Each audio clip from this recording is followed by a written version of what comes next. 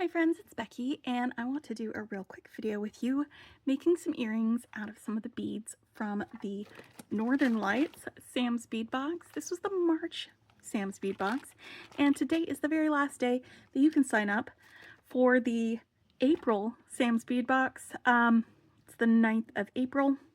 Very last day you can sign up for that if you wanted to get the Sam's Bead Box for April at the subscriber price, not at the purchasing an extra box price. Then go ahead and check out the link in the description below for Sam's Bead Shop. I have a coupon code that you can use that will get you $5 off your first box, and check that out. But in the meantime, I'm going to make some earrings because I challenged myself to make a pair of earrings every day for the month of April. And some of them have been standalone earrings and some of them have been parts of projects. So this is one of my standalone earring ones. I'm going to be using these great little twisted pendant charms that came in Sam's Bead Box. I'm going to be using a couple of these coin beads. They're moon coin beads, moon and stars, that were in there.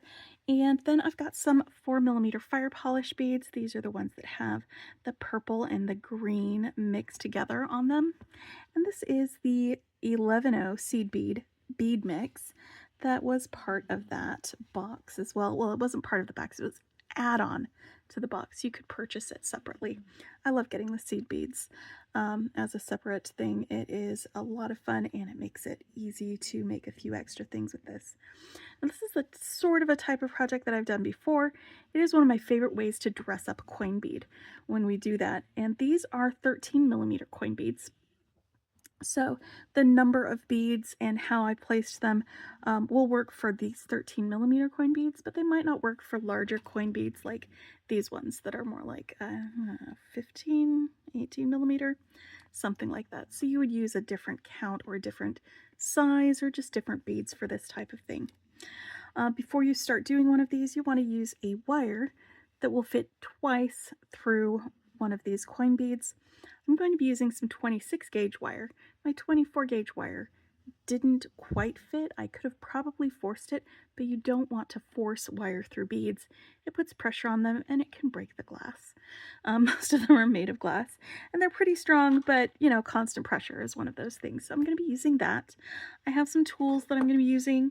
I have my chain nose pliers, some round nose pliers, and some flush cutters.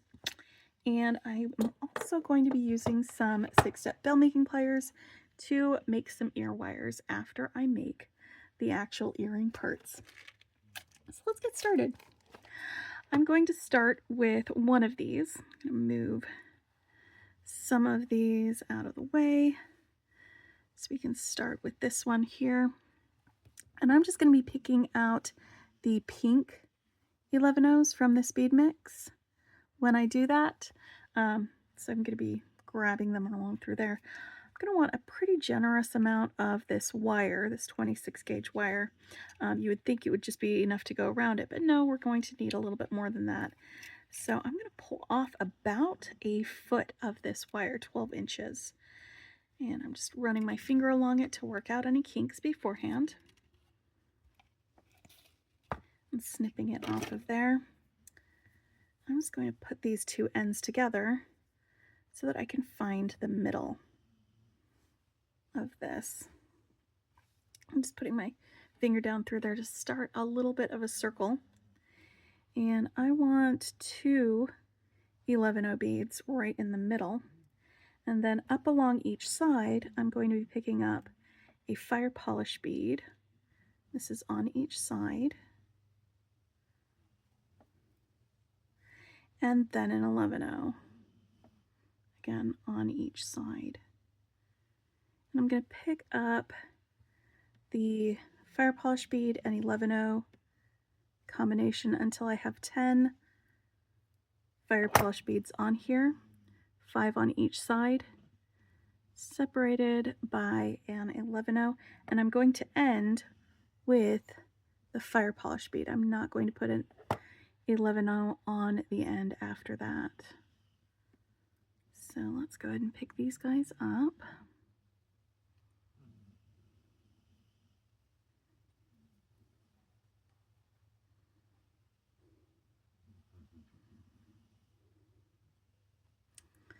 Sometimes doing two-handed beading is a little bit of a backfire for me because I am very right-handed and not very left-handed at all.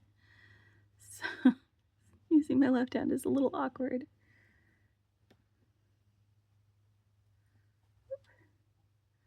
If only I was a little more ambidextrous. Too bad. All right, now this part is one where you might panic a little bit because it's not a circle, but this is a very easy and malleable wire. You can make it into a circle very easily. I'm going to put both of my wires together here, and then I'm going to draw my fingers together until we've got both of the wires right there at the end and at the bottom. Now this is the part where you're kind of pinching here, where you can check to see that this little halo of beads, if you're doing different beads and not these ones, you can check to see if that is enough beads to fit around it, but not too many so it's super loose. So this is going to be enough beads to fit around it and also not be super loose when I finally get this all in there. So now that I've got my little halo of beads together, I'm going to take my chain nose pliers, and I've got both of these wires right there next to each other. Let's scooch them together a little bit better. And I'm just going to hold on to these wires, and I'm going to turn my loop just a couple of times, just till I get myself a nice little ring. We can round it out if we need to, make it rounder. So that, double checking again, is still going to fit on my coin bead just fine. And now I want to make a little loop right here. This is going to end up being the top of the earring. So I want my loop to face forward. So I'm turning it to the side. And I've got my round nose pliers here. I'm just going to tip my round nose pliers to the side a little bit. I've got this back jaw against the wire, and I'm just doing a little squeeze right there so it bends over there a little bit, grabbing both of these wires, bringing them over the top, and then opening my pliers, rotating them to move that jaw out of the way. And now I can do a couple of wraps around here. And at this point, I'm going to separate one of these wires, and I'm going to continue it around to the front. So I've got one wire in front and one wire in back. There we go. They were a little bit separated like that.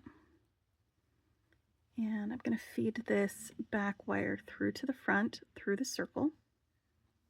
Go and bring them together right here. I'm just straightening them out a little bit with my fingers. That's the loop that my ear wire is going to go through. Now I want to put this through my coin bead. Now I can put it with the hole goes from the top to the bottom so that the little moon is either a smiley face or it's curved over the top like that. I think I want to do the curve downward. So I'm going to put both wires through my coin bead. I'm going to choose one of these and carefully, gently bend it back through this loop and pull it through to the other side of the hoop. And between these two coin beads that I put in the center, or the seed beads, not coin beads, just right there between them, I'm going to meet these two wires back again on the other side. And I'm going to start making a loop on this other side that we can attach the dangle to. Now you can just make a loop and then attach with a jump ring. I'm going to attach it directly. So now that those two are together, I'm going to take my round nose pliers, bend the wire back a little bit, bring it over the top, rotate it and bring it around. And before I wrap it, I'm going to add my dangle or charm or pendant, however we are going to be calling this. Make sure we swing that open so it can go through. And this is the same on the front and back, so I don't have to worry about which direction I put it on there. But now I can wrap this around a couple more times for my loop down there at the bottom. And snip off my excess wire.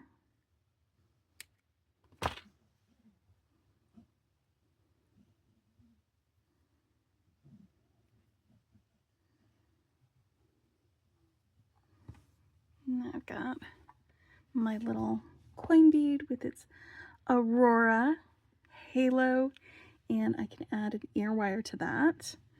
So let's make some ear wires real quick. And like I said, I'm going to be using my 6-step veil making pliers for this. It was underneath some things, so they just fell. And I've got about 2.5 inches of 22 gauge craft wire here. 22 gauge wire. There we go. That one right there. I like 22 gauge because it doesn't hurt my ears like 20 gauge does. I think my ear holes are just a little too small for that. So what I like to do is use my veil making pliers, and I'm going to start with the smallest loop, and we're just bending the wire back up to the end so that that end meets it, and we've got a little loop like that. I don't want to center that loop. I'd like it to continue pointing off to the side. And now I'm going to choose the second largest loop on my veil making pliers, and I want these loops to be pointing away from where I'm going to be wrapping it around. So they're pointing towards the largest loop, away from that smallest loop. And then I'm just going to use my fingers, bend this around there. It doesn't need to go past that loop. It can stop just right there. Then I can grab my chain nose pliers, and on the side of this that's opposite or right next to where the loop is, I'm going to make a little bit of a bend. I like to put my fingernail behind the wire just to give it some support while I bend it. Then about 1/2 centimeter from that bend, I'm going to snip that off. And then I like to use my chain nose pliers to work harden my wire. You can also use a bench block and hammer to work harden it, or a wire whacker. But it's fairly simple to find a nice wide part of your pliers, stick the wire in, and give it a good squeeze. Just squish it. That helps it maintain its shape as it's being worn.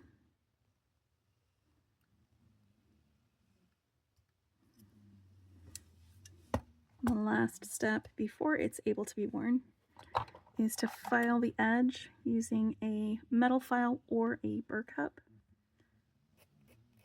I like to pinch the wire right there in my fingers and then do short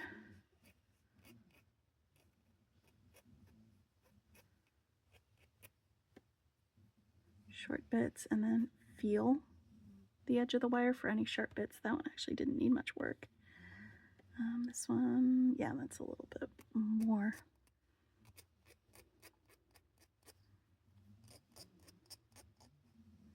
There we go.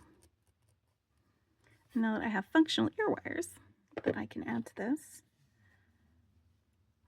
I'm going to swing open that first loop that I made like a jump ring, attach my earring to it, and there we go. This is my 9th pair of earrings for the month of April in my Earrings Everyday Challenge. And just another one of the things that I've made with the Northern Lights Sam's Bead Box. If you want to see some of the other things that I made, I did actually do a very long painting and jewelry making video. I also included that box in one of my recent bracelet bashes. I'll put links to those descriptions and my unboxing in the description below, as well as links to Sam's Bead Shop and the Sam's Bead Box subscription. I hope you're having a fantastic day. Until next time, happy beading.